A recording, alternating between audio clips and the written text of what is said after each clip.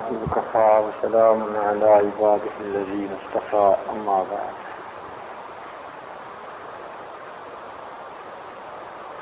انسان جیتا جاگتا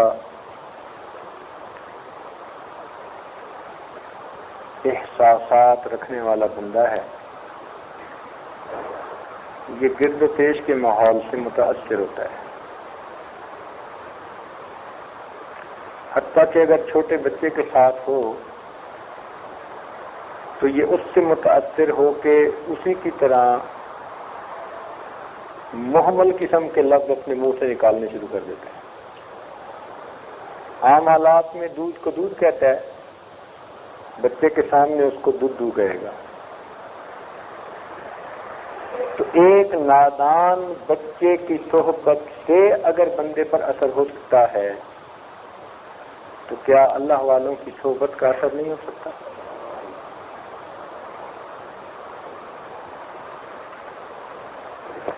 شیخ سعدی رحمۃ اللہ علیہ فرماتے ہیں کہ مولانا روم رحمۃ اللہ علیہ کہ میں ایک مرتبہ حمام میں گیا، ایک مٹی دیکھی جس میں سے پھولوں کی خوشبو آ رہی تھی.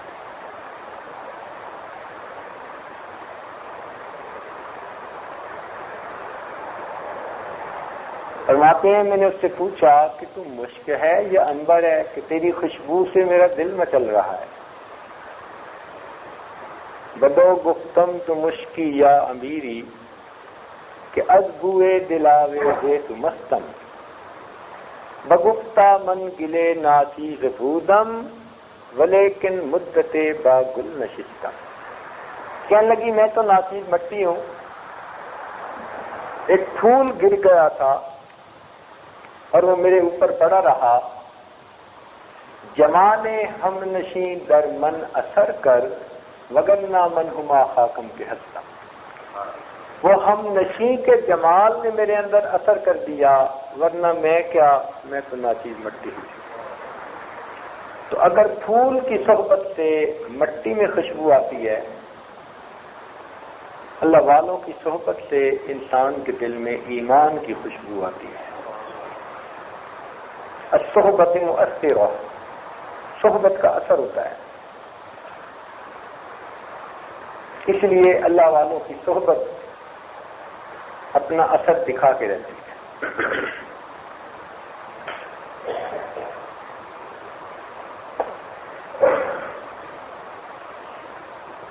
پتھر دل انسان بھی ان کی صحبت میں آ کر موم ہوتے ہیں. اللہ تعالیٰ نے ان کی نظر میں اثر ڈالا ہوتا ہے. یہ عجیب بات ہے. اچھا ایک بات بتائیں، نظر بد کو تو مانتے ہیں نا؟ حدیث پاک میں آتا ہے العین حق، بری نظر کا لگ جانا یہ حق ہے، لگ جاتی ہے. چنانچہ ایک صحابی رضی اللہ تعالیٰ عنہ کو لگی اور نبی اسلام نے انہیں نظر اتارنے کا طریقہ بتایا. تو سوچنے کی بات ہے کہ وہ نظر جس کے اندر عداوت ہے، دشمنی ہے، کینہ ہے، حسد ہے، بغض ہے، اگر وہ نظر اپنا اثر دکھا سکتی ہے تو اللہ والوں کی وہ نظر جس میں محبت ہو، شفقت ہو، رحمت ہو اور جس میں اخلاص ہو، پھر وہ نظر اپنا اثر کیوں نہیں دکھا سکتی؟ اللہ والوں کی نظر بھی اثر دکھاتی ہے. تو یہ اللہ والوں کی اصل میں نظر لگ جایا کرتی ہے. بروں کی نظر لگی تو بندہ بیمار ہو گیا، اچھوں کی نظر لگ گئی تو روحانی بیماریوں سے شفا نصیب ہو گئی.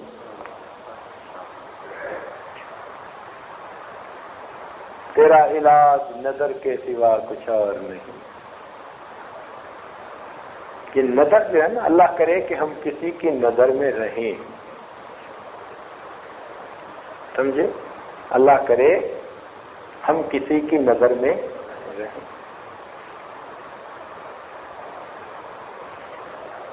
چنانچہ شاہ عبد القادر رحمۃ اللہ علیہ 18 سال مسجد کے اندر نفلی اعتکاف کی نیت سے رہے.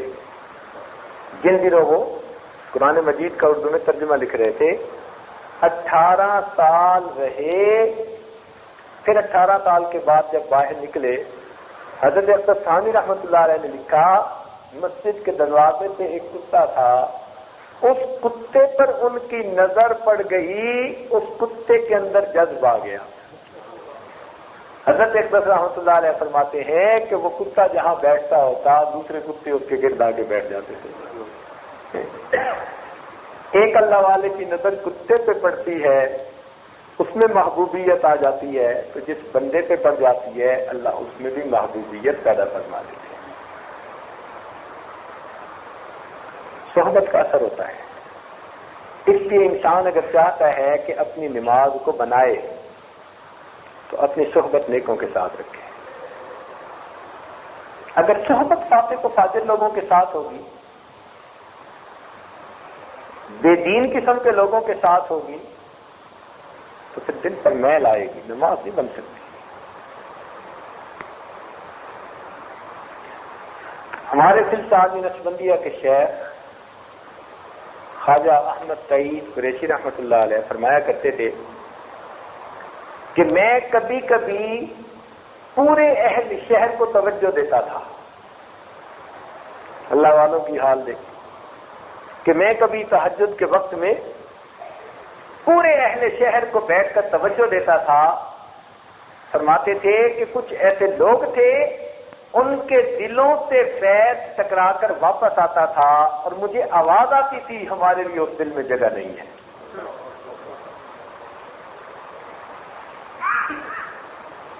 کہ ہمارے لیے اس دل میں جگہ نہیں۔ تو کئی دل ایسے پتھر ہوتے ہیں، بالکل اللہ والے توجہ بھی کریں وہ پتھر پہ اثر نہیں ہوتا۔ امام ربانی مجدد ثانی رحمۃ اللہ علیہ فرماتے ہیں کہ ان کا ایک مرید تھا، نیک تھا، پرہیزگار آدمی تھا، اس کا ایک بھائی بیمار ہو گیا اور بالکل جان کنی کے عالم میں پہنچ گیا۔ تو وہ حضرت کا چونکہ خادم تھا تو وہ بھاگا اور آ کے عرض کیا کہ حضرت میرا بھائی اس وقت اس حالت میں ہے، آپ مہربانی کر کے تشریف لائیں، توجہات دیں، اس کا فائدہ ہو جائے گا۔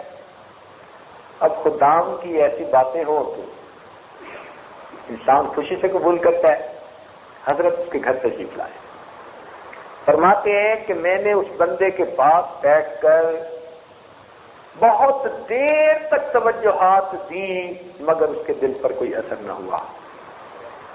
اب مجدد الفسانی اس مرتبے کے بزرگ بیٹھ کر اس کے دل پر توجہ ڈال رہے ہیں اور دل پر اثر نہیں ہوتا۔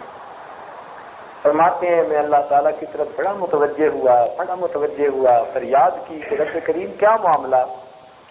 فرماتے ہیں کہ مجھے القاء کیا گیا کہ اس کی صحبت اور سنگت بے دین لوگوں کے ساتھ ہے، وہ بے دین لوگوں کی محبت کی وجہ سے اس کے دل کے اوپر ایسی طے چڑھ چکی ہے کہ اب اس کا ٹوٹنا آسان نہیں ہے۔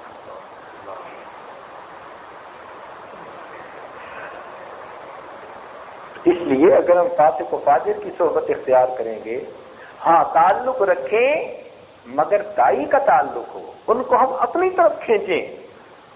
جب ہم مدعو بن کر ان کے ساتھ تعلق رکھیں گے، ان کے ساتھ انہی جیسا انکم اذا مثلہم، اس لیے بہت منع فرما دیا، من تشبہ بقوم فہو منہم، جس نے جس قوم سے تشبہ اختیار کی وہ انہی میں سے سمجھا جائے گا۔ تو کافروں کے ساتھ تشبیہ بھی انسان اختیار نہ کرے، نہ کھانے پینے میں، نہ لباس میں، نہ کسی اور چیز میں، مشابہت سے بھی بچے۔ بلکہ کتاب میں ایک واقعہ لکھا ہے کہ ایک بڑے میاں فوت ہو گئے، تو کسی نے پوچھا کہ سناؤ آگے کیا بنا؟ کہنے لگے سخت عذاب میں گرفتار ہوں، قبر کو دوزخ کا گڑھا بنا دیا گیا ہے، سخت اذیت میں مبتلا ہوں۔ انہوں نے پوچھا کہ وجہ کیا بنی؟ کہنے لگے کہ ہندوؤں کی ہولی کا دن تھا اور وہ ایک دوسرے کے اوپر رنگ پھینکتے پھر رہے تھے، میں اپنے گھر سے کسی طرف جانے کے لیے نکلا، پان کھا رہا تھا، راستے میں تھوک پھینکنے کی ضرورت پیش آئی تو آگے گدھا کھڑا تھا. پتہ نہیں کیا دل میں بات آئی کہ میں نے متاثر ہو کر ماحول سے گدھے کو کہا کہ ارے میاں گدھے تجھے رنگنے والا کوئی نہیں، لا میں تجھے رنگ دیتا ہوں. یہ کہہ کر جو میں نے پان والی تھوک اس پر پھینکی، میرے اس عمل کو پکڑ لیا، تو نے کفار سے مشابہت اختیار کی، میری قبر کو جہنم کا گڑھا بنا دیا. اتنی بھی اللہ تعالیٰ کو کفار سے مشابہت پسند نہیں ہے. تو یہ باتیں میں رکھیں. اللہ رب العزت کو ایمان والوں سے ذاتی محبت ہے، کفر اور کافری کے ساتھ اللہ رب العزت کو ذاتی عداوت ہے. کس لیے منع فرما دیا؟ ایمان والوں کو دیکھ نہیں دیتا کہ وہ کافروں کے ساتھ محبت کا تعلق رکھتے. ایک ہوتا ہے بزنس کا تعلق رکھنا، وہ اور چیز ہے. دیکھیں نا، آدمی کا ہزاروں بندوں سے تعلق ہوتا ہے مگر ہر ایک سے محبت تو نہیں ہوتی. وہ کام کی غرض سے ایک رابطہ ہوتا ہے، تو کام کی غرض سے رابطہ کافروں سے بھی رکھ سکتے ہیں، مگر محبت جسے کہتے ہیں، خوشی غمی کو شیئر کرنا، ایک دوسرے کے قریب ہونا، یہ اور چیز ہے. دل میں جگہ ہونا اور چیز ہے. اس محبت سے منع کر دیا. تو اس لیے اگر نماز بنانے کی تمنا ہے تو ایک طرف تو نماز بنانے کی محنت ہو رہی ہو اور دوسری طرف دوستی ان لوگوں سے ہو کہ جو ناگ کی طرح ہو، کوبرا کی طرح ہو. کچھ دوست ایسے ہوتے ہیں نا، بلیک کوبرا کی طرح ڈس لیتے ہیں بندے کو. بلیک کوبرا ڈسے تو جسمانی موت، اور دوست ڈسے تو روحانی موت. اور برا دوست شیطان سے بھی زیادہ برا. ہو سکتا ہے آپ لوگ کہہ رہے ہوں گے کہ جی آج پیر صاحب لگتا ہے برے دوستوں سے زیادہ ہی ناراض ہے، لیکن حقیقت یہی ہے، برا دوست شیطان سے بھی زیادہ برا. اب شیطان تو بہت ہی برا ہے نا، اس سے برے کا تو تصور بھی نہیں ہو سکتا. شیطان سے زیادہ برے کا تو تصور بھی نہیں کر سکتے، مگر برا دوست شیطان سے بھی زیادہ برا. وہ کیوں؟ وہ اس لیے کہ شیطان فقط گناہ کا خیال دل میں ڈالتا ہے، مجبور تو نہیں کرتا. برا دوست خیال بھی ڈالتا ہے، ہاتھ پکڑ کے گناہ بھی کرواتا ہے. فرق سمجھ رہے ہیں نا کہ شیطان تو فقط دل میں خیال بار بار ڈالتا ہے نا، اس سے اوپر تو کچھ نہیں کر رہا. لیکن برا دوست تو دل میں خیال بھی ڈالے گا، پھر ہاتھ پکڑ کے ساتھ لے بھی جائے گا، آؤ یہ گناہ کرتے ہیں. اس لیے برا دوست شیطان سے بھی زیادہ برا. تو انسان اگر اپنے اعمال کو بنانا چاہے تو پھر دیکھے کہ میرا بیٹھنا اٹھنا کن کے ساتھ ہے. اپنے ماحول کو بنا کے رکھے.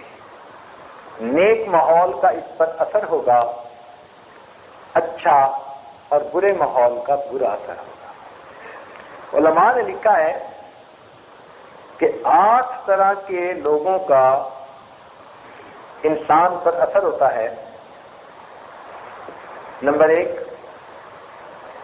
جو آدمی حکام کے ساتھ اکثر بیٹھے اٹھے اس کے دل میں تنگ دلی اور تکبر آتا ہے. جو آدمی حکام کے ساتھ بیٹھے اٹھے لامحالہ طور پر اس کے دل کے اندر تکبر آئے گا اور تنگ دلی آئے گی. کیونکہ اکثر ایسے لوگوں کے گردن میں سریا ہوتا ہے، تو ان کی صحبت کا اثر ہے. ایک آدمی اگر مالداروں کی صحبت میں بیٹھے گا تو اس کے دل کے اندر دنیا کی چیزوں کی حرص آئے گی. حرص بہت بری.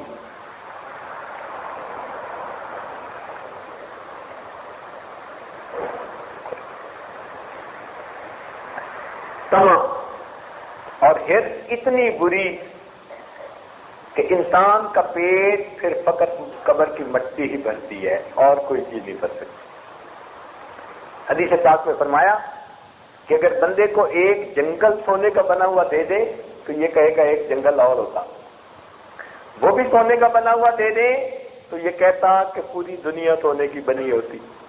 اور اس کو بھی بنا دیں تو یہ کہتا کہ اس کا بنانے والا بھی میں ہوتا.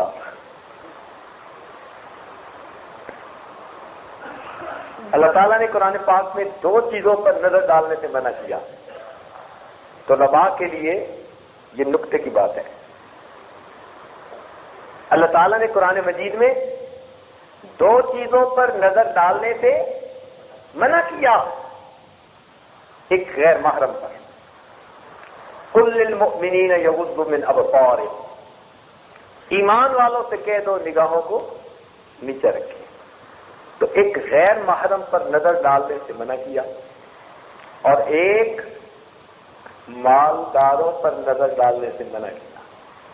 فرمایا وَلَا تَمُدَّنَّ عَيْنَيْكَ إِلَىٰ مَتَّعْنَا بِهِ أَزْوَاجًا مِّنْهُمْ زَهْرَةَ الْحَيَاةِ الدُّنْيَا. آپ اپنی نگاہیں ہٹا دیجئے ان لوگوں سے، ادھر نظر نہ کیجئے. تو مالداروں پر نظر رکھنے سے منع کیا اور غیر محرم پر نظر ڈالنے سے منع کیا. اب غیر محرم پر نظر ڈالنے کی مرد مردوں میں زیادہ، اور مال کی طرف نظر ڈالنے کی مرد عورتوں میں زیادہ.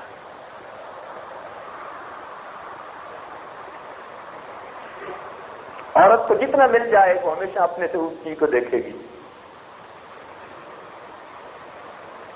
جو مرضی آپ اس کو خرید کر دے دیں وہ کہے گی دیکھو فلاں کے پاس تو یہ کچھ ہے. مال کے معاملے میں ہمیشہ اس کی نظر اونچی. اللہ تعالیٰ نے ان دونوں چیزوں کی طرف نظر کرنے سے منع فرما دیا. یہ بیماریوں کی جڑ ہے دونوں.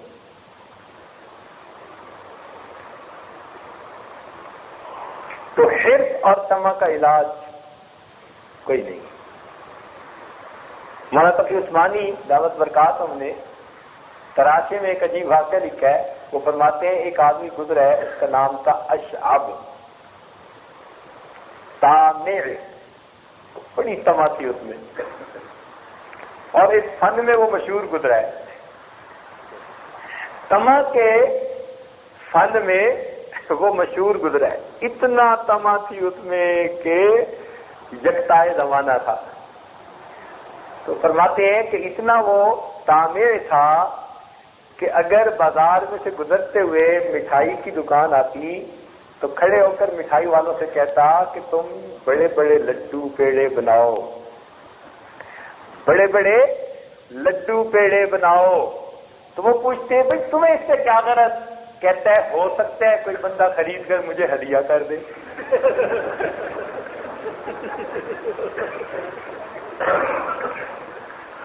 ہو سکتا ہے کہ کوئی بندہ خرید کر مجھے ہدیہ کر دے تو بڑا لڈو تو میرے ہاتھ آئے گا. تو اس کی طمع کا یہ حال تھا. فرماتے ہیں ایک مرتبہ کھڑا تھا اور اس کو لڑکوں نے گھیر لیا.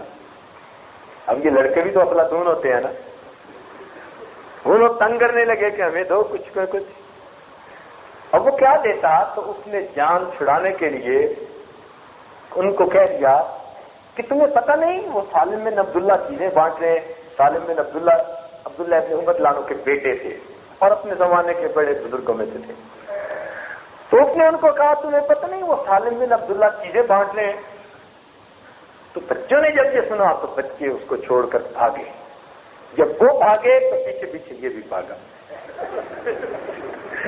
بھاگے بھاگے جب سالم بن عبداللہ رحمۃ اللہ علیہ کے دروازے پر پہنچے تو وہاں کوئی بھی نہیں. تو بچوں نے کہا کہ تم نے تو لگتا ہے ہمیں خواہ مخواہ ترکھایا.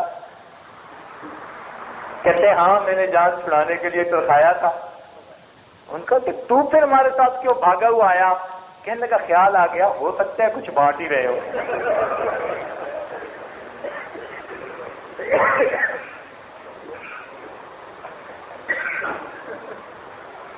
تو طمع کا معاملہ ایسا.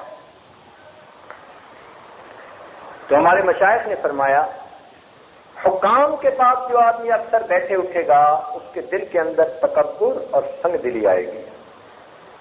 جو اکثر مالداروں کے پاس بیٹھنا اٹھنا رکھے گا اس کے دل کے اندر حرص پیدا ہوگی.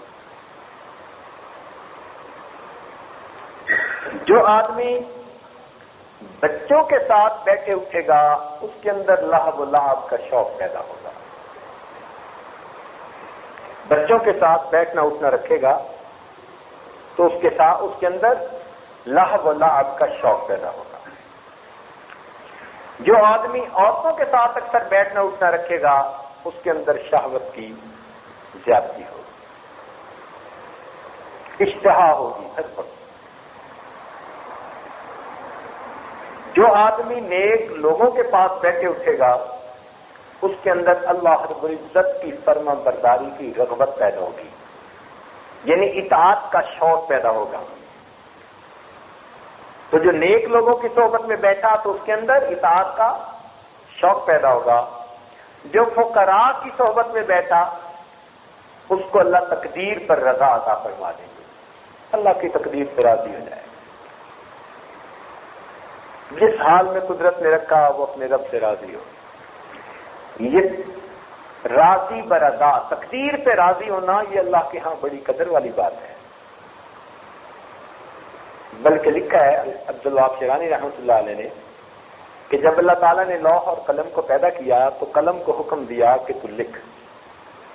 تو قلم نے لکھنا شروع کیا، لا الہ الا انا محمد رسولی، یعنی اللہ رب العزت کی طرف سے قلم لوح پر لکھ رہی ہے کہ میرے سوا کوئی معبود نہیں، محمد صلی اللہ علیہ وسلم میرے رسول ہیں. پھر آگے لکھا، من لم یستسلم بقضائی، جو میری قضا کو تسلیم نہیں کرتا، ولم یصبر علی بلائی، میری بھیجی ہوئی بلاؤں پر صبر نہیں کرتا، ولم یشکر علی نعمائی، اور میری نعمتوں کا شکر ادا نہیں کرتا، فلیتخذ ربا سوائی، اس کو چاہیے میرے سوا کسی اور کو اپنا رب بنا لے.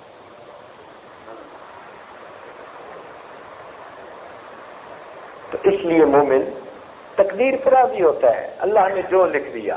ٹھیک ہے نا، ایک باپ بھی اپنے گھر کوئی چیز لاتا ہے نا، تھوڑی اونچ نیچ ہو، بچوں کو تقسیم کر دے، تو جو بچہ اس کی تقسیم پہ خوش ہو جائے باپ اس سے خوش ہوتا ہے کہ چلو کچھ اونچ نیچ تھی تو جو میں نے تقسیم کر دیا بچہ راضی ہو گیا. اور جو اس پہ موڈ بنائے اس کا غصہ آتا ہے. کسی ایک بزرگ فرماتے تھے کہ اے دوست، اگر تجھے کھانے میں کوئی سڑی ہوئی سبزی بھی ملے،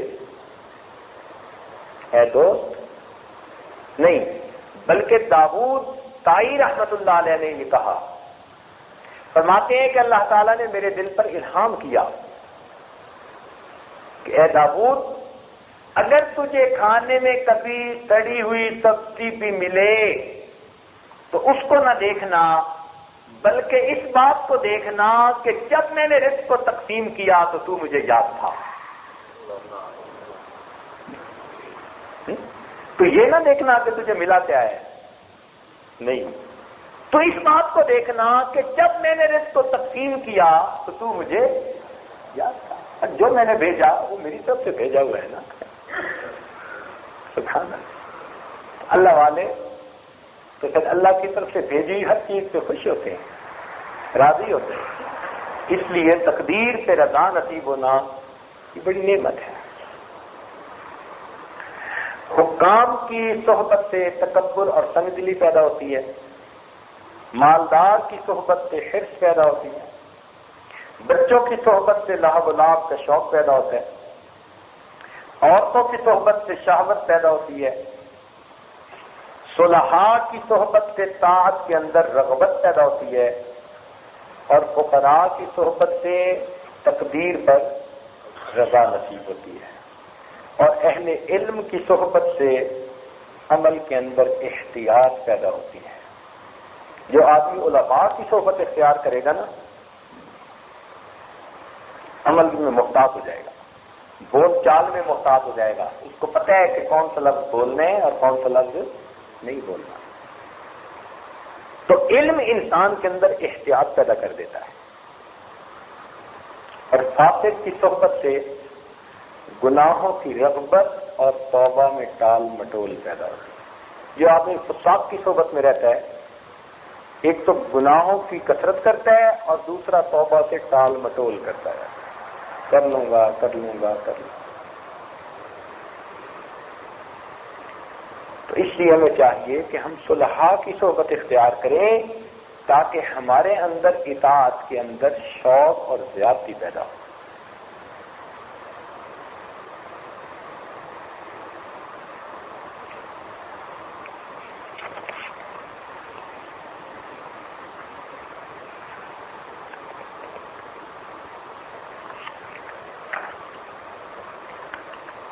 نماز کے اندر خشوع اور خضوع پیدا ہونا، اس کے بارے میں آج بات چلنی ہے۔ نماز کی ابتدا ہاتھ اٹھانے سے ہوتی ہے۔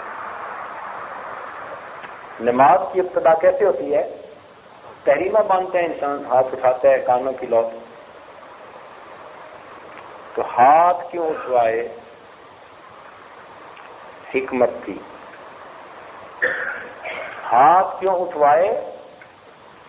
اس میں حکمت تھی۔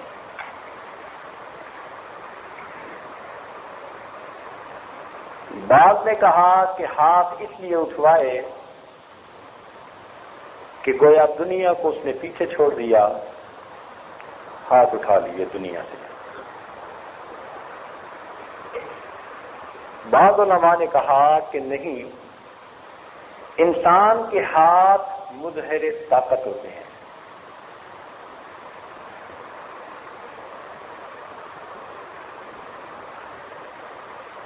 کہتے ہیں نا ہاتھوں میں ہاتھ دو، فلاں بندے کا ساتھ دو، تو ہاتھ طاقت کا مظہر ہوتے ہیں۔ کہتے ہیں اس کے ہاتھ بڑے لمبے ہیں، کوئی بات ہو جائے کہتے ہیں اس میں فلاں ملک کا ہاتھ ہے۔ تو ہاتھ عام طور پر کسی کی طاقت کے لیے کے اظہار کا سبب بنتے ہیں۔ تو چونکہ انسان کی طاقت کا ظہور اس کے ہاتھ سے کیا جاتا ہے، لہذا اللہ رب العزت نے بندے سے ہاتھ اٹھوائے، اے میرے بندے، تیری طاقت میرے سامنے کوئی حیثیت نہیں رکھتی، تو میرے سامنے ایک بے کس اور بے بس بندہ ہے، لہذا اپنی بے کسی کے ہاتھوں کو اوپر کھڑا کر دو۔ تو انسان بے کسی کے ہاتھ کھڑا کر رہا ہوتا ہے، اللہ میری طاقت میری حیثیت تیرے سامنے کچھ بھی نہیں، میں ہاتھ کھڑے کر رہا ہوں۔ ویسے بھی جو بندہ گرفتار ہوتا ہے نا تو اس سے ہاتھ اٹھوا دیتے ہیں۔ تو تکبیر کے وقت ہاتھ اٹھوا دیے، اللہ گناہوں کے ذریعے اب تک جو جنگ تھی وہ میں نے ختم کر دی، میں صلح کے ہاتھ اٹھا رہا ہوں، میں بے بسی کے ہاتھ اٹھا رہا ہوں، اے میں مالک میں تیری عظمتوں کا اقرار کرتے ہوئے اپنے ہاتھوں کو اوپر اٹھا رہا ہوں۔ تو ہاتھ اٹھانے کے اندر حکمتیں، شیخ الحدیث رحمۃ اللہ علیہ نے لکھا ہے کہ اوجز المسالک میں ہاتھ اٹھانے کی 10 حکمتیں لکھی گئی ہیں۔ ہاتھ اٹھانے کی 10 حکمتیں لکھی گئی ہیں۔ دیکھیں، فقط انسان ہی نماز نہیں پڑھتا، ساری مخلوق نماز پڑھتی ہے، مگر ہر مخلوق کی نماز جدا جدا ہے۔ قرآن پاک میں اللہ تعالیٰ فرماتے ہیں کل قد علم صلاتہ وتسبیحہ، ہر چیز کو اپنی نماز کا اور اپنی تسبیح کا پتہ ہے۔ تو نماز کی نوعیت جدا، لیکن ہر مخلوق نماز ادا کر رہی ہے۔ معارف القرآن میں لکھا ہے مفتی منصفی رحمۃ اللہ علیہ نے کہ اللہ رب العزت نے درختوں کو قیام کی حالت میں پیدا کیا۔ اللہ تعالیٰ نے درختوں کو کس حالت میں پیدا کیا؟ قیام کی حالت میں۔ اور چوپایوں کو اللہ تعالیٰ نے رکوع کی حالت میں پیدا کیا، اور کیڑوں کو اللہ تعالیٰ نے سجدے کی حالت میں پیدا کیا، اور پہاڑوں کو اللہ تعالیٰ نے قاعدہ التحیات کی شکل میں پیدا کیا۔ ساری مخلوق اللہ کی بندگی کر رہی ہے، درخت بھی اس کی بندگی کر رہے ہیں، جانور بھی اس کی بندگی کر رہے ہیں، پہاڑ بھی بندگی کر رہے ہیں، سب اس کی بندگی میں لگے ہوئے ہیں، اس کی عبادت کر رہے ہیں۔ اور جو جس عبادت میں لگایا گیا ساری زندگی وہی رکن ادا کرتا رہتا ہے۔ اسی حدیث پاک میں آتا ہے کہ پھلدار اور سائے دار درخت کے نیچے تم پیشاب پخانہ نہ کرو۔ صحابہ نے پوچھا اللہ کے نبی اس میں کیا حکمت ہے؟ تو فرمایا کہ تم دیکھتے ہو کہ سورج کے ساتھ اس کا سایہ گھٹتا اور بڑھتا ہے۔ عرض کیا اللہ کے نبی جی ہاں۔ فرمایا کہ جب اس کا سایہ گھٹ اور بڑھ رہا ہوتا ہے وہ اپنے پروردگار کے حضور سجدہ ریز ہو رہا ہوتا ہے۔ تو درخت بھی اللہ کی بندگی کریں، جانور بھی اللہ کی بندگی کریں، پہاڑ بھی اللہ کی بندگی کریں، اور اشرف المخلوقات ہو کر انسان اس میں سستی کرے تو یہ کتنی بری بات ہے۔ اس لیے ایک آدمی نے قسم اٹھائی ناراض ہو کر بیوی سے کہ میں کوئی منحوس دن ہوگا جب تجھ سے ہم بستری کروں گا۔ اب قسم تو اٹھا بیٹھا، پوری کیسے ہو؟ بڑے علماء سے مسئلہ پوچھا تو شیخ عبدالعزیز جرینی رحمۃ اللہ علیہ کے پاس آیا، انہوں نے پوچھا بتا کہ تو نے آج فجر کی نماز پڑھی؟ کہنے لگا نہیں پڑھی۔ کہنے لگے تیری زندگی کا منحوس دن ہے، آج جا کے توبہ کر لے، تو حانث نہیں بنے گا۔ تو گویا جس دن انسان فجر کی نماز ادا نہیں کرتا وہ اس کی زندگی کا منحوس ترین دن ہوا کرتا۔ اللہ اکبر۔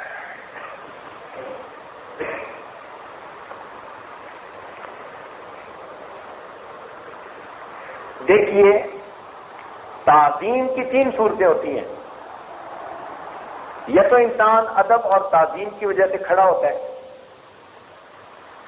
یا کسی کے سامنے جھک جاتا ہے، یا کسی کے سامنے سجدے میں پڑ جاتا ہے۔ تعظیم کی 3 صورتیں ہیں نا۔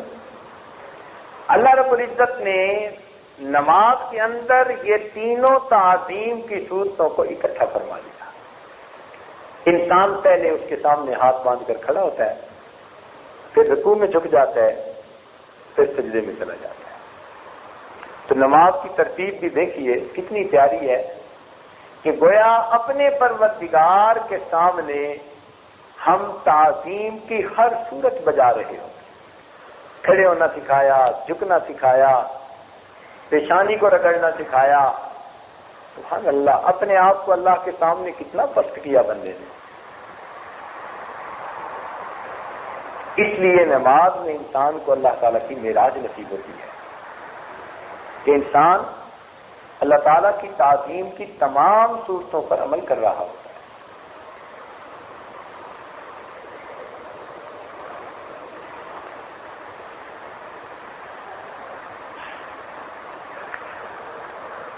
تکبیر جو کہی جاتی ہے نا، اللہ اکبر، اس میں فلسفہ یہ ہے کہ انسان یہ اقرار کرتا ہے کہ حق تعالی ہماری عبادات سے بلند و بالا ہے۔ یعنی ہم جو عبادت کر رہے ہیں نا، اللہ اکبر، اللہ اس سے بھی بلند و بالا ہے۔ یہ نہیں کہ ہم نے عبادت کر کے اس کی بندگی کا حق ادا کر دیا، یا اس کی شان جیسے تھی ہم نے ویسے اس کی شان کے مطابق عمل کر لیا۔ نہیں، اس کی شان اس سے بھی بلند و بالا ہے۔ اس لیے اللہ اکبر کہہ کر انسان نے اللہ رب العزت کی عظمت کا اقرار کیا۔ چونکہ اللہ تعالیٰ کی عظمت کا اقرار کرنا ہوتا ہے، اس لیے آپ دیکھیں گے کہ رکوع کے اندر چونکہ اللہ کی عظمت کی ویسے تسبیح پڑھی جاتی ہے، سبحان ربی العظیم، سبحان ربی العظیم، اس لیے رکوع سے کھڑے ہونے پر اللہ اکبر نہیں کہا، سمع اللہ لمن حمدہ کہتے۔ باقی جتنے بھی رکن ہیں ان کو بدلتے ہوئے اللہ اکبر کہیں گے، لیکن رکوع میں چونکہ تسبیح ہی عظمت کو اوپر دلیل تھی، لہذا رکوع سے کھڑے ہوتے ہوئے سبحان ربی اللہ، سمع اللہ لمن حمدہ، ربنا لک الحمد۔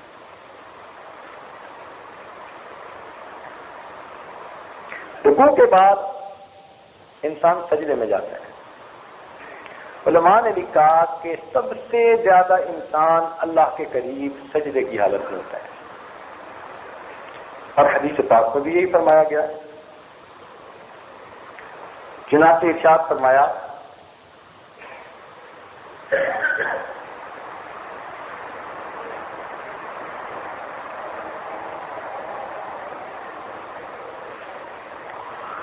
کہ انسان اللہ رب العزت سے سب سے زیادہ قریب سجدے کی حالت میں ہوتا ہے.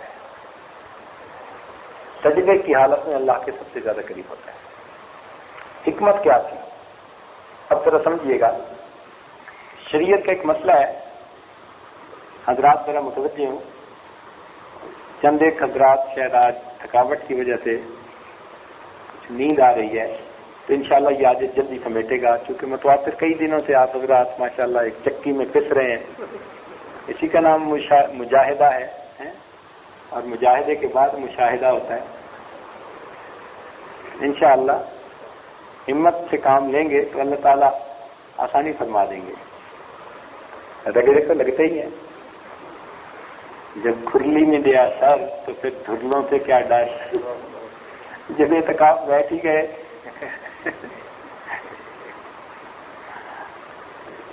انشاءاللہ آئندہ آپ لوگ دگنی تعداد میں بیٹھیں گے انشاءاللہ. بالکل پورا سال آپ ان مجالس کی لذت اپنے دلوں میں محسوس کرتے رہیں گے. یہ فیض کوئی معمولی چیز نہیں ہے. جی ہاں،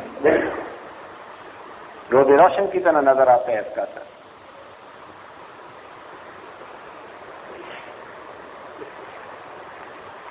شریعت کا یہ مسئلہ ہے کہ اگر انسان سجدہ کرے اور نیچے نرم جگہ ہونا تو اس کو چاہیے کہ وہ اپنے سر کو نیچے دبائے، اتنا دبائے کہ نیچے سے زمین کی سختی محسوس ہونے لگ جائے، یعنی اس سے نیچے سر نہ جا سکے. اتنا دبانا ضروری. اگر نہیں دبائے گا تو سجدہ ادا نہیں ہوگا. مثال کے طور پر گھاس اگی ہوئی ہے اور یہ آدمی سجدے میں گھاس کے اوپر سر رکھ کے سجدہ کر لے گا تو اس کا سجدہ کوئی نہیں ہوگا. اس گھاس کو دبائے حتیٰ کہ نیچے سے زمین کی سختی محسوس ہونے لگ جائے.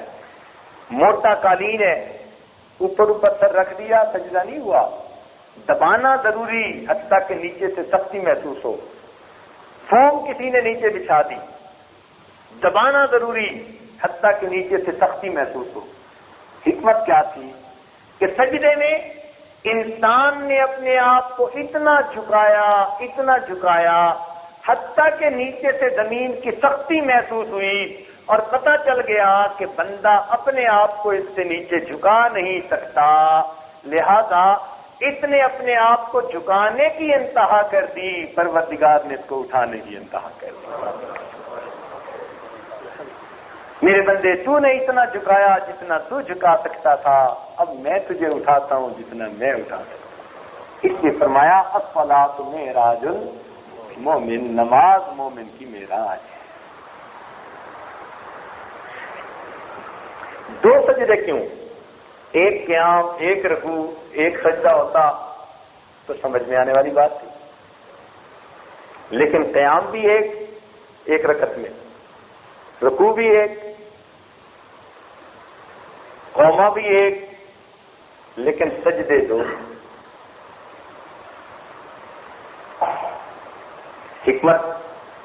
حکمت یہ تھی کہ ہو سکتا ہے ایک سجدہ کرنے کے بعد انسان کے نفس کے اندر عجب پیدا ہوتا کہ میں نے اللہ تعالیٰ کی عبادت کر لی جیسے کرنی چاہیے تھی، حق ادا کر دیا.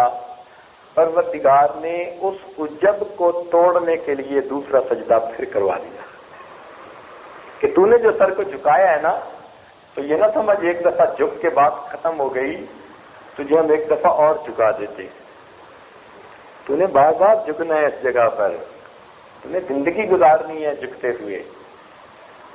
اور بعض حضرات نے فرمایا کہ چونکہ سجدے میں انسان محبوب کے قدموں پہ سر رکھ دیتا ہے. الساجد یسجد علی قدمی اللہ، سجدہ کرنے والا اللہ رب العزت کے قدموں پہ سر رکھ دیتا ہے.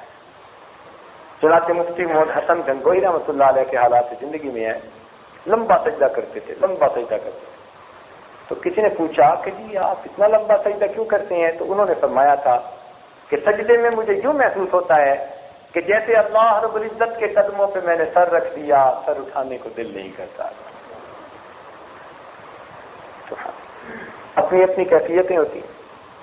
حضرت مولانا فضل الرحمان گنج مراد آبادی رحمۃ اللہ علیہ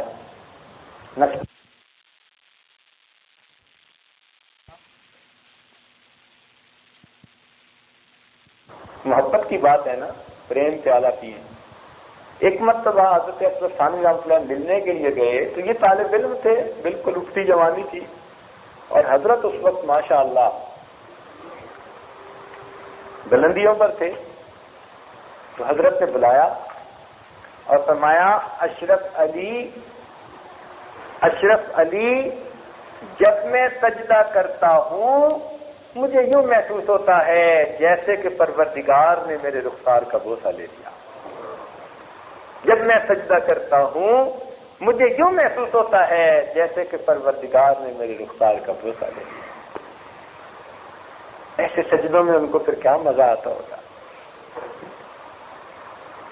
اس لیے بات بزرگ فرماتے تھے آج قیام کی رات اور ساری رات قیام کرتے تھے، آج سجدے کی رات سجدے میں گزارتے، آج رکوع کی رات رکوع میں گزار دیتے. ایک ایک آیت پڑھ کر رکوع جو ہے. اچھا ایک تجربہ بھی عرض کرتا چلوں.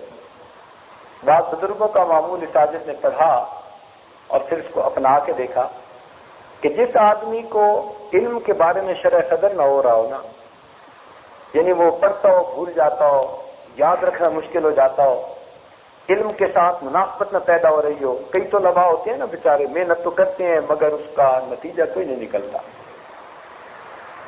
حضرت عبداللہ ابن عباس لانوں نے ایک مرتبہ، بلکہ عبداللہ ابن مسعود لانوں نے ایک مرتبہ پوری رات یہ آیت پڑھ کر گزاری، قل رب زدنی علما. اسی آیت کو پوری رات بتاتے رہے.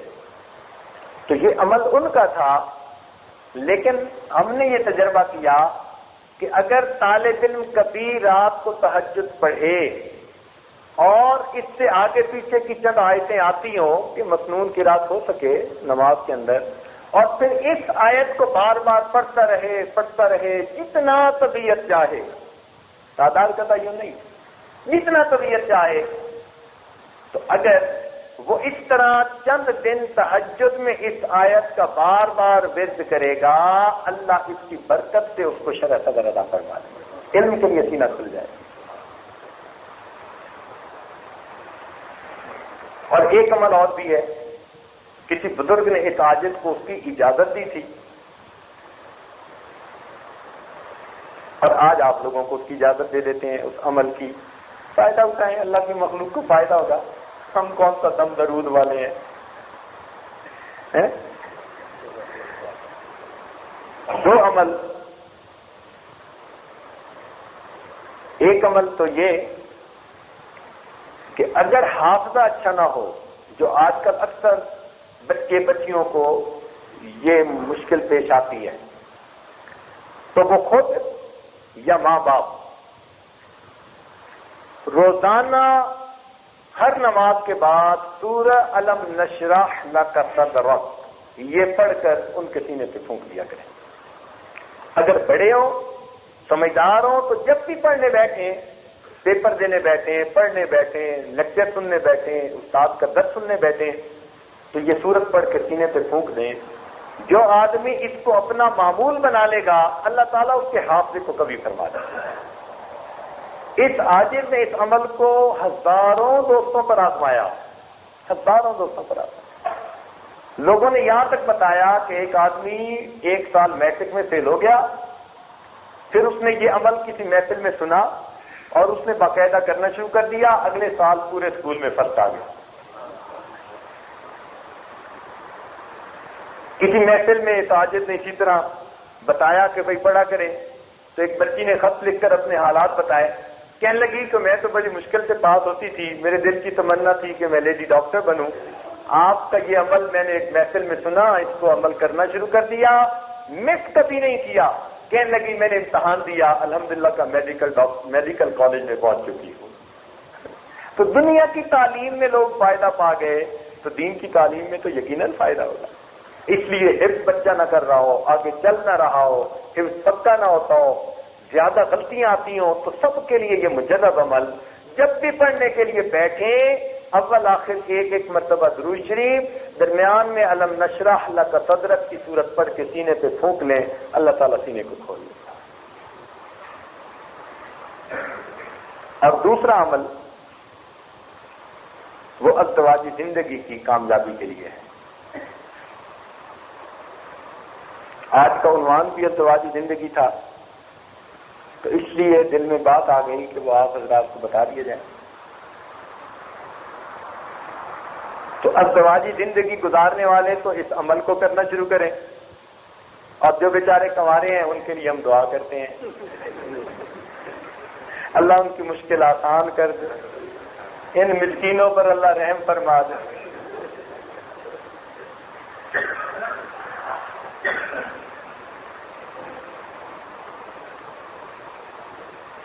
ایک صاحب نسبت بزرگ نے یہ عمل دیا تھا،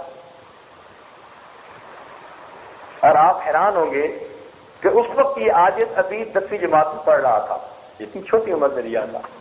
اور انہوں نے فرمایا میری طرف سے آپ کو اجازت ہے، پڑھنا شروع کر دو، جب تمہاری شادی ہوئی انشاءاللہ اللہ کامیابی دیں گے. اور اس عمر سے یہ عاجز اس کو پڑھ رہا ہے. اور الحمدللہ اللہ رب العزت نے ازدواجی زندگی کے بارے میں اتنا سکون دیا. اس عاجز کی جو بیوی ہے وہ میرے شیخ کے شیخ کی بیٹی ہے. شیخ کے شیخ کی بیٹی تو 2 گنا احترام.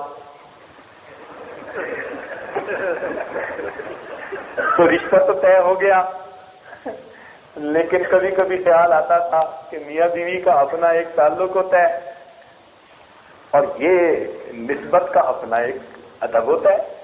تو پتہ نہیں میں کیسے نبھا پاؤں گا. الحمدللہ اللہ رب العزت نے میرے لیے مشکل آسان کر دی. شادی کے اگلے دن ہی فجر کی نماز کے بعد جب ناشتے کے لیے آئے، اہلیہ نے کہا ناشتہ بعد میں کریں گے، پہلے آپ مجھے بیعت فرما لیں. اب الحمدللہ وہ میری بیوی بھی ہے اور میری مریدنی بھی ہے. اب جب بیوی مریدنی ہو تو کتنا مزہ آتا ہے.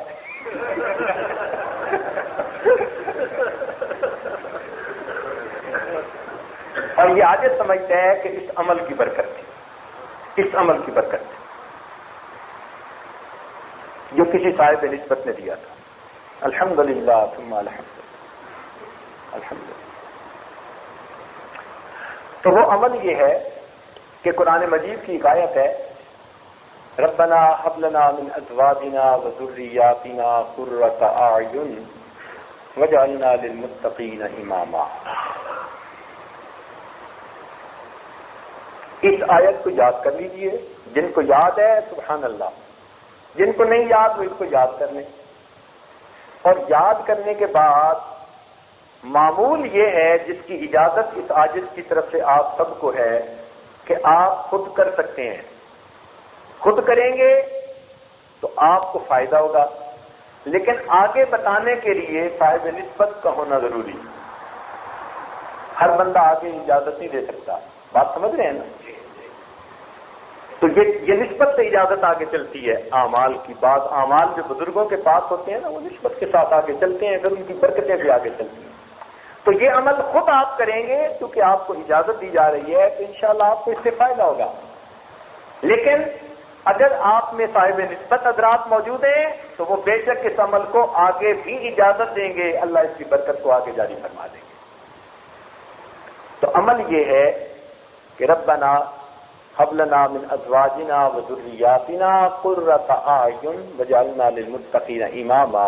اس دعا کو یاد کر لیں اور ہر نماز میں فرض ہو، سنت ہو، واجب ہو، نفل ہو، کوئی ہو، جب آخری التحیات پڑھیں تو یوم یقوم الحساب پڑھنے کے بعد پھر آپ قرآنی اس دعا کو پڑھیں اور اس کے بعد سلام پھیریں. بات سمجھ رہے ہیں؟ جب بھی نماز پڑھیں، نماز کی آخری التحیات میں، آخری قاعدہ، اس میں جب آپ ربنا آتنا پڑھیں یا رب اجعلنی، جو بھی دعا پڑھتے ہیں آپ، جب وہ دعا پڑھ لیں تو اس کے بعد آپ اس دعا کو بھی پڑھیں اور پڑھنے کے بعد سلام پھیریں. اللہ تعالیٰ آپ کی ازدواجی زندگی کی خوشیاں آپ کو اپنی آنکھوں سے دیکھنے کی توفیق عطا فرمائے. انڈر لائنگ آئیڈیا یہ ہے کہ اللہ تعالیٰ اپنی رحمت سے نماز تو قبول فرما ہی لیتے ہیں، تو جب وہ نماز کو قبول فرمائیں گے تو یہ کیسے ممکن ہے کہ نماز کے اندر مانگی ہوئی دعا قبول نہ ہو؟ تو جب نماز قبول ہوگی تو اس کے اندر مانگی ہوئی دعا بھی قبول ہوگی. اور الحمدللہ کہ ہمارے بہت پریشان حال دوستوں نے اس عمل کو اپنایا، اللہ نے گھر کے حالات کو ٹھیک کر دیا. ابھی دن میں بات آ رہی ہے کہ کاش آج ازدواجی زندگی کے عنوان کے وقت اگر یہ بات اس وقت دل میں آ جاتی تو عورتوں کو بھی اجازت دے دیتے تو وہ بھی اس عمل کو پڑھتی. پتہ نہیں اللہ تعالیٰ کس کس پریشان حال عورت کی زندگی کو خوشیوں میں تبدیل فرما دیتے. تو بہرحال ازدواجی زندگی کے لیے یہ ایک عمل خود تجربے سے ہم نے آزمایا بھی صحیح اور اپنے سینکڑوں ہزاروں دوستوں کو بتایا الحمدللہ. اس کی برکتیں دیکھیں.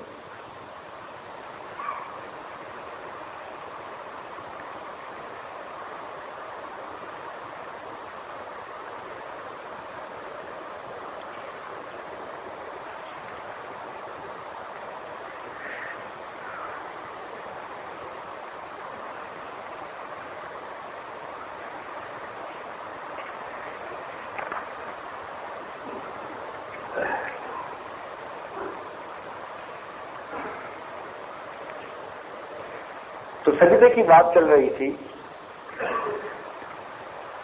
بزرگوں نے لکھا ہے کہ سجدے میں 3 طرح کے لوگ ہوتے ہیں.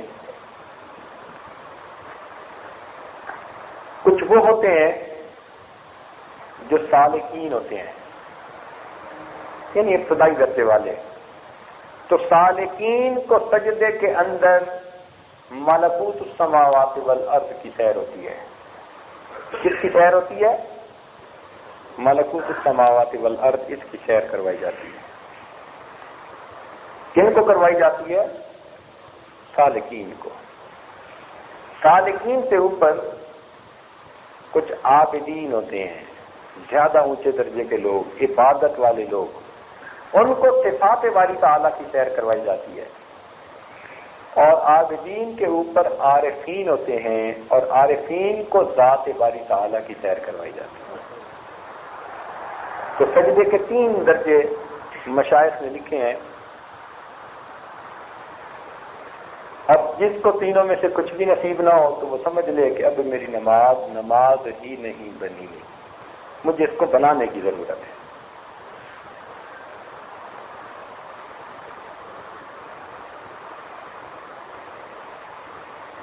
چنانچہ فرمایا اقرب ما یکون العبد من اللہ تعالی ان یکون ساجدا، کہ انسان اپنے رب کے سب سے زیادہ قریب اس وقت ہوتا ہے جبکہ وہ اللہ تعالیٰ کو سجدہ کر رہا ہوتا ہے. سجدے کی اپنی ایک لذت ہے. سبحان اللہ.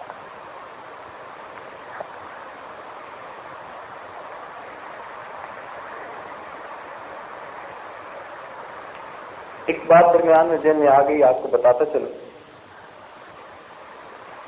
ہمارے قریب میں ایک عالم ہے مولانا محمد اکرم، ان کا نام، ختم نبوت کے بڑے مبلغ ہیں اور اللہ نے ان کو بیان کا ایسا ملکہ دیا ہے. سبحان اللہ، ختم نبوت کے عنوان پہ بولتے ہیں تو حق ادا کر دیتے ہیں، دل خوش ہو جاتا ہے. یہ واقعہ خود انہوں نے سنایا ہمارے استادوں کو، چونکہ ہمارے استاد کے وہ ہم جماعت تھے، اور استادوں نے ساجد کو سنایا. وہ کہتے ہیں کہ میں ایک مرتبہ اپنے شیخ کی خدمت میں گیا ملاقات کے لیے، تو حضرت نے مجھے فرمایا کہ بھائی مولانا بہت مصروف رہتے ہیں، 3 دن ہمارے پاس بھی گزار جاؤ، 3 دن ہمارے پاس بھی گزار جاؤ. فرمانے لگے کہ میری طبیعت کا تقاضا تو یہ تھا کہ واپس جاؤں، لیکن پھر دل میں سوچا کہ شیخ فرما رہے ہیں کہ میرے پاس رہو تو چلو میں قربانی دیتا ہوں. فرماتے ہیں میں نے شیخ کی بات کو مان لیا. 3 دن ان کے نظر کے سامنے ان کی خانقاہ میں رہا. اس کا نتیجہ یہ نکلا اس کے بعد متواتر 3 سال میری کبھی نماز تہجد کی نماز قضا نہ ہوئی. 3 دن شیخ کے کہنے پر ان کی خانقاہ میں رہے، اور برکت کیا تھی؟ کہ اس کے بعد متواتر 3 سال تک ایک دن بھی میری تہجد کی نماز قضا نہ ہو۔ یہ برکتیں ملتی ہیں، اللہ والوں کی صحبت سے یہ سعادتیں ملتی ہیں، اللہ کے ہاں قبولیت مل جاتی ہے۔ سبحان اللہ۔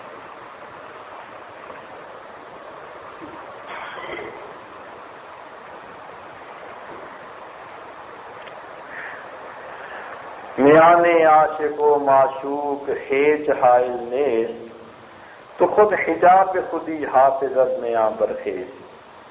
کہتے ہیں کہ عاشق اور معشوق کے درمیان تو پردے حائل نہیں ہوا کرتے، تیرا اپنا نفس ہی پردہ بنا ہوا ہے، تو درمیان سے ہٹ جا۔ اور واقعی شیخ صادق رحمۃ اللہ ایک جگہ عجیب بات کرتے ہیں، کہتے ہیں دوست، تیرے اور تیرے رب کے درمیان تیرا نفس دیوار بنا ہوا ہے، تیرے اور تیرے رب کے درمیان تیرا نفس دیوار بنا ہوا ہے۔ اور پھر آگے لکھتے ہیں کہ یہ دیوار 6 فٹ کی ہے، اتنی اونچی نہیں، ہمت کر کے اس کو پھیلائیں گے۔ یہ 6 فٹ کی دیوار ہے نا، اس سے اونچی تو نہیں نہ ہو سکتی۔ تو پھر آگے فرماتے ہیں کہ یہ دیوار اتنی اونچی نہیں، 6 فٹ کی ہے، ہمت کر کے اس کو پھیلائیں گے۔ اور واقعی ہم سے ساری عمر یہ 6 فٹ کی دیوار نہیں پھیلائیں جاتی۔ اس لیے باعزید بستانی رحمۃ اللہ فرماتے تھے کہ جنت 2 قدم ہے۔ کئی محفلوں میں کہتے جنت 2 قدم ہے، جنت 2 قدم ہے۔ تو کسی نے پوچھا کہ حضرت کیا مطلب جنت 2 قدم ہے؟ فرمایا اے دوست، تو اپنا پہلا قدم اپنے نفس سے رکھ لے، تیرا دوسرا قدم جنت میں پہنچے گا۔ تو بات تو ایسی ہے کہ ہم اپنے نفس کو قابو پہ لے لیں تو اگلا قدم جنت میں پہنچے گا۔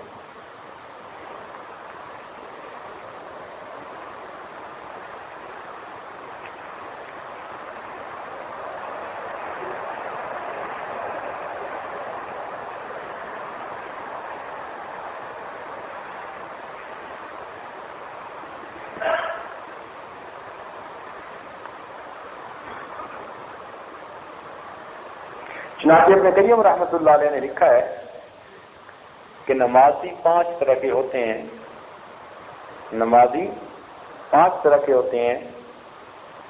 ایک ہوتے ہیں متحاون فی الصلاۃ، نماز میں سستی کرنے والے، الذین هم علی عن صلاتہم ساہون، بھولنے والے، یہ یا تو نماز پڑھنے کا ہی دھیان نہ رہا، یہ نماز پڑھنے لگے تو رکعتوں کا ہی دھیان نہ رہا، وہ سارے ہی بھولنے والے،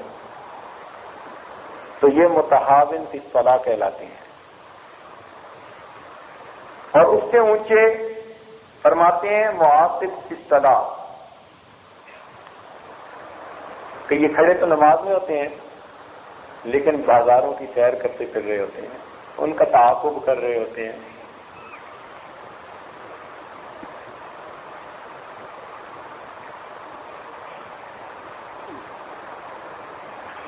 اور تیسرا فرماتے ہیں معفون عنہ، یعنی وہ لوگ کہ جن کو اللہ تعالیٰ معاف فرما دیں گے، یہ وہ ہیں کہ جن کو نماز میں باہر کے خیال تو آتے ہیں لیکن وہ خیال کو جھٹک دیتے ہیں، خیال میں گم ہونے کی بجائے نماز ہی کی طرف دھیان رکھتے ہیں، یہ معفون عنہ ہیں، یعنی اللہ تعالیٰ اس درجے کے بندے کو معاف کر دے گا اور اس کی نماز کو قبول کر لے گا۔ لیکن پہلے 2 درجے کی جو نمازیں ہیں فرماتے ہیں کہ ان کے بارے میں خطرہ ہے، کہ نماز میں سستی اتنی کہ رکعتیں بھولے یا کھڑا یہاں ہو اور پہنچا ہوا کہیں اور ہو۔ پھر فرماتے ہیں اس سے اوپر مفلحین کی نماز ہوتی ہے، یہ وہ لوگ ہیں کہ جو مخلوق سے کٹ کے اللہ تعالیٰ کی یاد میں ڈوب جاتے ہیں، ان کے لیے اللہ کا فرمان ہے قد افلح المؤمنون الذین هم فی صلاتهم خاشعون۔ اور 5واں درجہ فرماتے ہیں مقربین کی نماز، فرماتے ہیں کہ یہ وہ ہوتے ہیں جن کے لیے نماز قرۃ عین فی الصلاۃ بن جاتی ہے، یعنی نماز ان کی آنکھوں کی ٹھنڈک بن جاتی ہے۔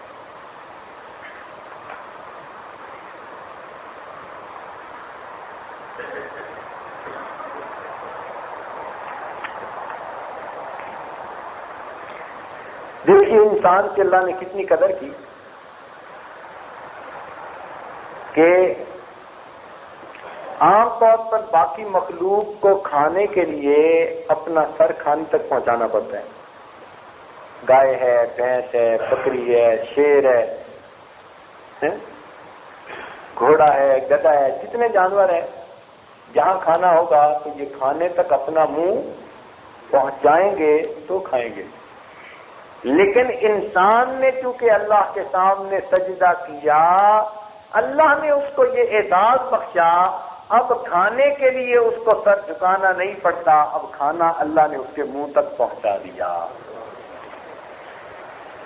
کہ میرے بندے اب تیرا سر جو میرے در پر جھکتا ہے، اب میں تیرے سر کو کسی اور کے لیے کیوں جھکنے دوں. اگر کھانے کے لیے سر جھکانا پڑتا تو لوگ کہتے جی یہ بھی تو شرک ہو رہا ہے نا، اللہ نے پتہ ہی کاٹ دیا. فرمایا تو میرے در پہ جھکنے والا ہے، میں اور کسی کام کے لیے تجھے جھکنا ہی نہیں دوں گا. تو اس لیے انسان کھانے کو منہ تک لاتا ہے اور کھانا کھا لیتا ہے. یہ سجدے کی برکت ہے، ورنہ اگر مرغ کی طرح ہر دانے کے لیے بندے کو سر جھکانا پڑتا تو بندے کا کیا حال ہوتا.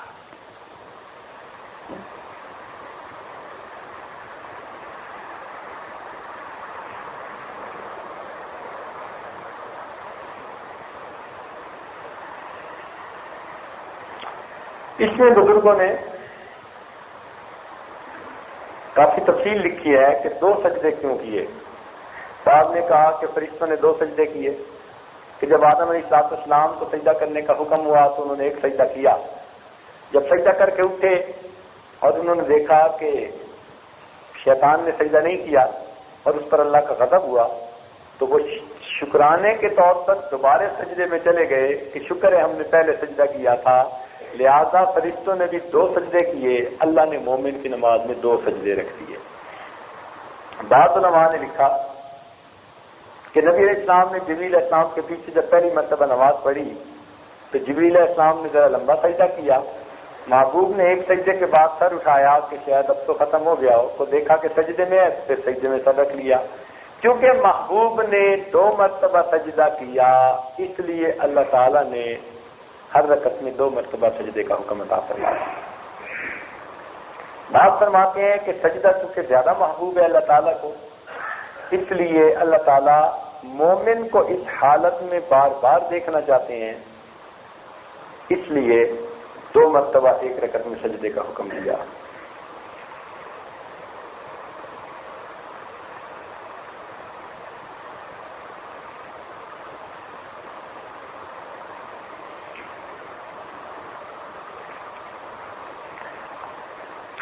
کل ہماری انشاءاللہ ایک مختصر سی محفل رہے گی کسی وقت، جس میں حضوری حاصل کرنے کے طریقے، چھوٹا سا عنوان ہوگا کہ اس کے کتنے طریقے ہیں، انشاءاللہ اس بارے میں عرض کر دیا جائے گا.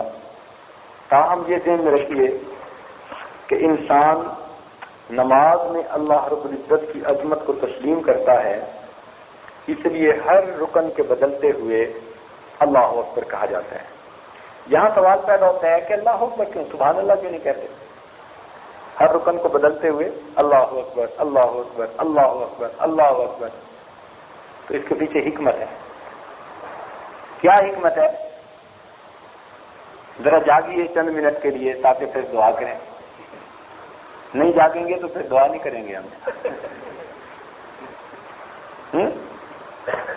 اب ذرا جاگ کے سنیے چند منٹ کہ یہ جو ہر رکن کی تبدیلی پر اللہ اکبر تکبیری کو رکھا گیا، اس میں بھی حکمت ہے. تو بتا سکتے ہیں کہ کیوں رکھا گیا؟ موٹی سی بات ہے کہ اللہ اکبر اس لیے بار بار کہلوایا گیا کہ اصل میں پوری نماز کا مقصود ہی اللہ کی عظمت اور بڑائی کو بیان کرنا ہے. پوری نماز کا مقصود کیا ہے؟ اللہ تعالیٰ کی عظمت کو بیان، اللہ تعالیٰ کے سامنے اپنے آپ کو جھکانا اور اللہ کی عظمت اور کبریائی کو سامنے رکھنا. تو نماز کا اصل مقصود کیا ہے؟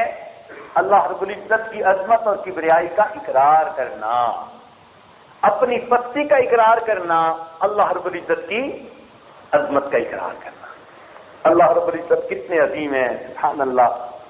چنانچہ ہمارے بزرگوں میں کسی ایک کی یہ عبارت ہے، شرف الدین یحییٰ منیری رحمۃ اللہ علیہ کی، انہوں نے اللہ کی عظمت کے بارے میں کیا لکھا پڑھ کے وجد آتا ہے، آپ حضرات ذرا سنیے تو آپ کو پتہ چل جائے کہ جب نماز میں انسان اللہ اکبر کہہ رہا ہوتا ہے تو اس وقت اس کی کیفیت کیا ہونی چاہیے۔ یہ مضمون مستحضر ہو طبیعت کے اوپر، سننے کے لیے تیار ہے؟ سب حضرات ذرا اونچا بولیں تاکہ جاگ جائیں۔ تیار ہے نا؟ ہاں جی۔ فرماتے ہیں کہ اللہ اکبر کا ایک مطلب تو یہ ہے کہ اللہ تعالیٰ سب سے بڑا ہے، اور ایک مطلب یہ کہ بڑائی صرف اللہ کے لیے ہے۔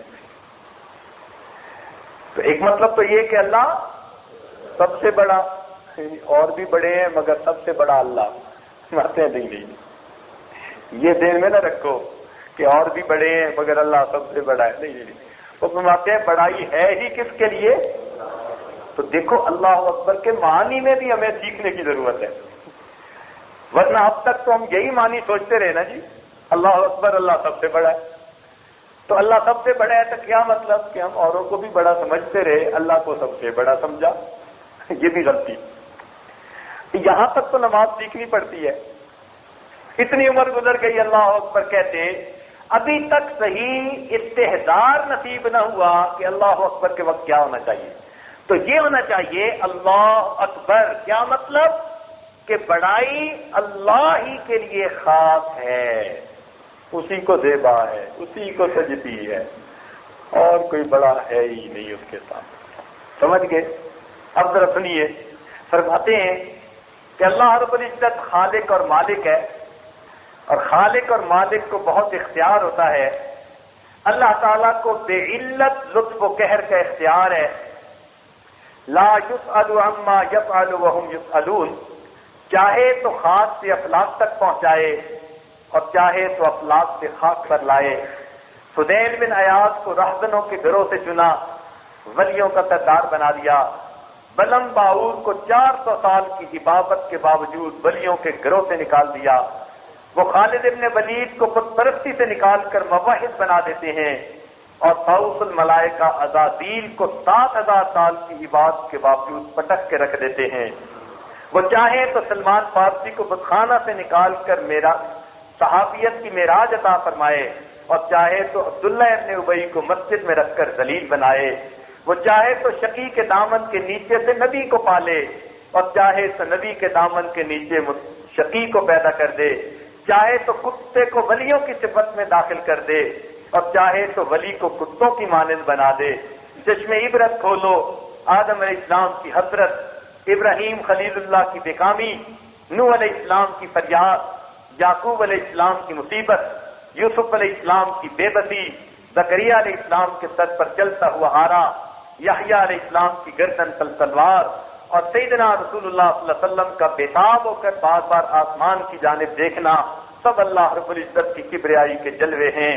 خلیل علیہ السلام کو آزر کے گھر سے نکلتا دیکھو تو یخرج الحی من المیت پڑھو، اور کنعان کو نوح علیہ السلام کے گھر سے نکلتا دیکھو تو یخرج المیت من الحی پڑھو۔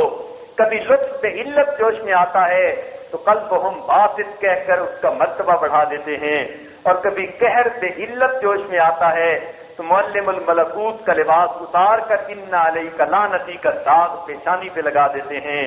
اگر مہربانی کی نظر ڈالے تو سب عیب ہنر ہیں، لطف الہی کا جھونکا چلتا ہے تو مردود کو مقبول بنتے اور خاص کو کیمیاب بنتے ہوئے دیر نہیں لگتی۔ یہ بات جہاں ڈرنے کی ہے وہاں امید افزا بھی ہے۔ معاملہ استحقاق پر ہوتا تو ہم کس گنتی میں نہ آتے۔ شکر ہے کہ علت کو درمیان سے اٹھا دیا۔ جہاں پاک لوگ امیدوار ہیں وہاں ہم جیسے ناپاک بھی امیدوار ہیں، اس لیے کہ اس کے ہاں قابلیت نہیں قبولیت کا معاملہ ہے۔ فرماتے ہیں کہ ہم جیسے ناپاک بھی امیدوار ہیں، کوئی کتنا ہی آلودہ کیوں نہ ہو، ساحران فرعون سے زیادہ آلودہ نہیں، نہ ہی اصحاب کہف کے کتے سے کیا گزرا ہے، نہ طور سینا کے پتھر سے زیادہ جامد ہے، نہ اس توان حنانہ سے زیادہ بے قیمت ہے۔ وہ تو حبشہ سے غلام کو پکڑ کر لاتے ہیں اور اسے بھی سعادت کا تاج پہنا دیتے۔ سبحان اللہ، اتنی عظمتوں والا پروردگار۔ تو معلوم ہوا کہ اگر ہم بھی اس کے در پر جھکیں گے تو چونکہ وہاں قابلیت کا معاملہ ہی نہیں تو ہم جیسے کھوٹے سکے بھی قبول ہو سکتے ہیں. اگر قابلیت پہ معاملہ ہوتا تو پھر ہماری تو قابلیت تھی ہی نہیں، پھر معاملہ ہی آتا. تو فرمایا جہاں نیکوں کے لیے یہ امید افزا بات ہے، ہم جیسے گناہگاروں کے لیے امید افزا بات ہے. اللہ ہماری ٹوٹی پھوٹی نمازوں کو قبول کرے. وآخر دعوانا ان الحمد للہ. مراقبہ کر لیجیے.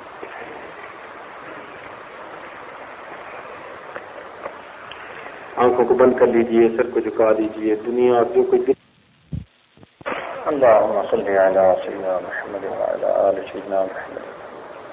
ربنا ظلمنا انفسنا وان لم تغفر لنا وترحمنا لنكونن من الخاسرین. رب کریم ہمارے گناہوں کو معاف فرما، ہماری خطاؤں سے درگزر فرما. اے مالک ہمیں نماز کی حضوری نصیب فرما. اللہ ہمیں سجدے کا سرور نصیب فرما. قرآن پاک پڑھنے کی لذت نصیب فرما. رات کے آخری پہر کے مناجات کا لطف نصیب فرما. ایمان حقیقی کی حلاوت نصیب فرما. رب کریم ہمیں نماز کا خشوع اور خضوع نصیب فرما. رب کریم زندگی کی پریشانیوں کو دور فرما. اپنی یاد والی زندگی نصیب فرما. اللہ مصیبتوں کو آسان فرما. اللہ آزمائشوں سے محفوظ فرما. پروردگار اپنے مقربین میں شامل فرما. رب کریم ہمارے ساتھ رحمت کا معاملہ فرما. اے اللہ آپ کے ہاں قابلیت نہیں قبولیت کا معاملہ ہے تو پروردگار ہمیں بھی قبول فرما. اے مالک ہمارے اندر کوئی اچھائی نہیں، جو ہم نیکی بھی کرتے ہیں تو وہ بھی ریا سے بھری ہوئی. اے اللہ وہ آپ کی شان کے قابل نہیں تو پروردگار پھر ہمارے بغیر استحقاق کے ہم پر احسان فرمائیے اور ہماری ٹوٹی پھوٹی باتوں کو قبول کر لیجیے. میرے مولا ہمیں اپنے در سے دھتکار نہ دینا. رب کریم ہمیں اپنے در سے پیچھے نہ ہٹا دینا. میرے مولا ہمارے ساتھ رحمت اور کرم کا معاملہ فرمانا. اے اللہ ہماری ان دعاؤں کو اپنی رحمت سے قبول فرما. ہمارے دلوں کو منور فرما، دل کی دنیا کو آباد فرما. اے مولا ہمیں اپنا دیوانہ بنا، اپنا مستانہ بنا. اپنی سچی محبت نصیب فرما. اپنی یاد والی زندگی نصیب فرما. تقوی و طہارت والی زندگی نصیب فرما. رب کریم جو نبی علیہ السلام نے خیریں مانگی سب خیریں ہمیں بھی نصیب فرما. جن شرور سے پناہ مانگی ہمیں بھی پناہ عطا فرما. زمانے کے نئے نئے فتنوں سے ہمیں محفوظ فرما. ربنا تقبل منا انك انت السميع العليم وتب علينا انك انت التواب الرحيم. صلی اللہ تعالی علی حبیبہ سیدنا محمد وآلہ واصحابہ اجمعین برحمتک یا